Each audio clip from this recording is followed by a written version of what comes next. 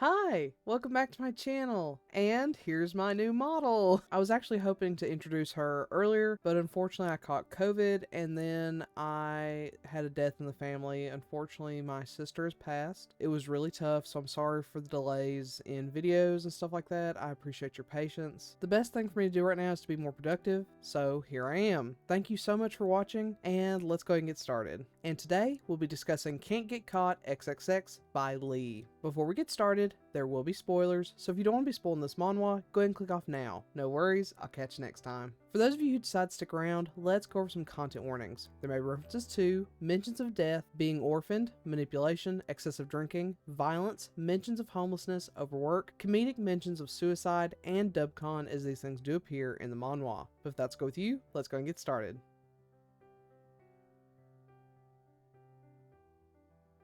Se Yuen has achieved his dream of becoming an adult BL webtoon artist. His comic is going well, though it takes everything in him to meet the stringent deadlines. Thankfully, he gets the last episode sent off to his manager and he's ready for a nice long break. Unfortunately, the one place he wants to go is back to his hometown, but his hometown is full of things he'd rather forget, like the death of his grandmother, the woman who raised him, and his longtime unrequited crush who also happens to be his childhood friend, Jiangwoo. But their other mutual childhood friend tells Hyun that Jiangwoo is gone, so he takes the chance and decides to move into his childhood home to take a break, clean up the house, and enjoy the peaceful countryside until his series picks back up. What Seyun doesn't anticipate, however, is that his friend lied, and one of the first people he runs into is none other than Jiangwoo. As expected, Jiangwoo turned out to be a handsome man, and as the deliveryman in town, he is also a mini celebrity because of how good he looks and how nice he is. Seyun isn't surprised but is horrified because his love and attraction to him are even stronger than they ever were before. Even more horrific, however, is that Jiangwoo perfectly matches the adult Jiangwoo he has been drawing in his BL series. Se-Yuen is stuck in town for the foreseeable future, and all he wants to do is run away. But no matter how mean and avoidant he is to Jiangwoo,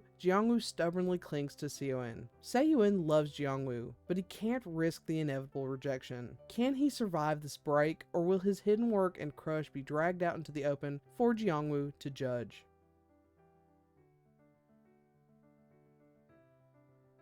To start with, the art in this is cute, but it is very inconsistent. The heads and eyes are humongous, which probably doesn't help things on that front. However, I have to say, many of the smut scenes are beautiful. Se-Yuen in particular with his ahegao face is everything. While I wouldn't say this is worth reading for the art overall, the smut scenes may be worth it. It's not revolutionary. It's not the most beautiful thing in the world, but if they got one thing right, it's the sexy time, and I can appreciate that. The story, however, is chaos. This is a super short title with only 24 main episodes, so it's not going to be the most in-depth story, but what story there is nonsensical. Se-Yuen does everything he can to make Jiangwoo hate him, or at the very least make Jiangwoo think he hates him. Every time Se-Yuen sees him, he runs the other way. When they talk, Se-Yuen keeps it short and tries to leave at the earliest opportunity. There are multiple times during flashbacks where their mutual friend tries to set up a time for all three to hang out, but as soon as Jiangwoo joins in, Se-Yuen drops out. Yet Se-Yuen was shocked that Jiangwoo and others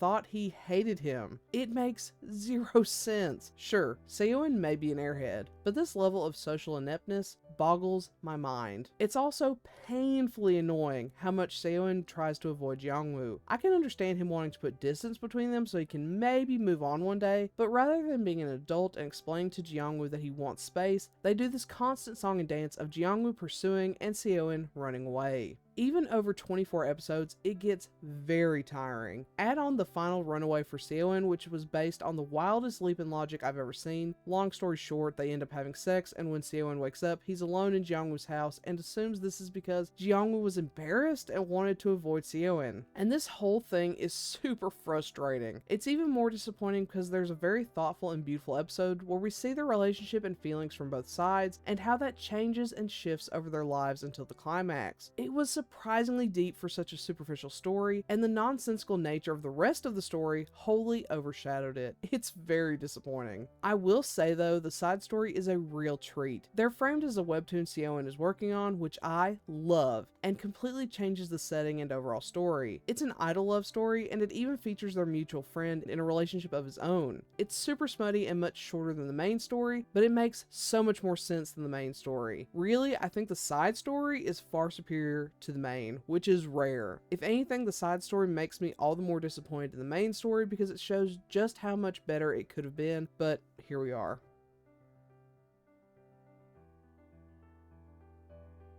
With all that being said, this was a miss. It's very superficial, which for a short story isn't necessarily always a bad thing, but in this case, it is. Sei-Yuen is frustrating, and that's putting it mildly. Misunderstandings abound thanks to his weird leaps in logic, and how Jeongwoo had the patience to still pursue him is beyond me. The side story is a breath of fresh air which only emphasizes how poor the main story is. If you're just in it for the smut, then this may be worth a read, but for the story, this is a huge miss. I would not recommend it. So, have you read Can't Get Caught XXX? If so, what do you think? Do you agree with my assessment? Do you not? Let me know in comment below. Otherwise, I'll catch you next time. Bye!